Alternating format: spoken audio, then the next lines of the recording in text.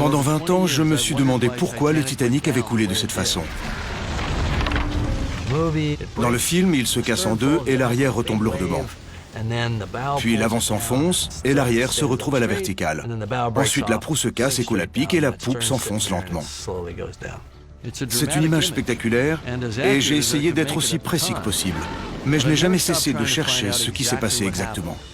Au fil des années, notre petite équipe a utilisé toutes sortes d'informations pour essayer d'assembler les pièces du puzzle que constitue le naufrage du Titanic.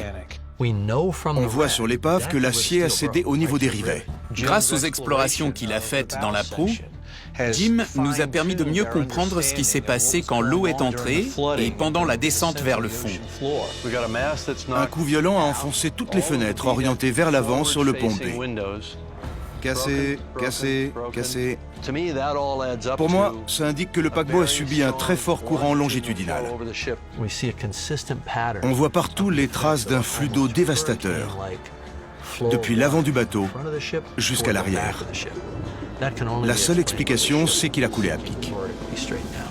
Un morceau de quille de 20 mètres de long et 2 gros morceaux de la structure du double fond ont été retrouvés très loin du champ de débris. Ils ont été arrachés quand la proue s'est détachée.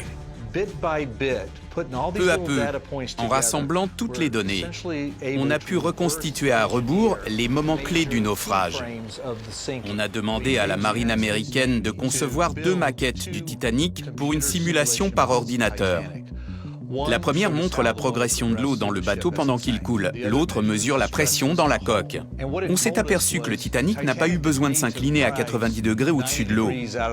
La simulation a montré que 23 degrés d'inclinaison ont suffi à exercer une pression maximale sur la structure et à la casser. Mais pour qu'un bateau de la taille du Titanic coule, il y a un nombre infini de variables qui entrent en jeu. Les simulations par ordinateur en prenaient quelques-unes en compte. Mais il y avait trop de variables pour savoir exactement ce qui s'était passé. Alors on a dû travailler dans une autre dimension et on a fait une vraie maquette.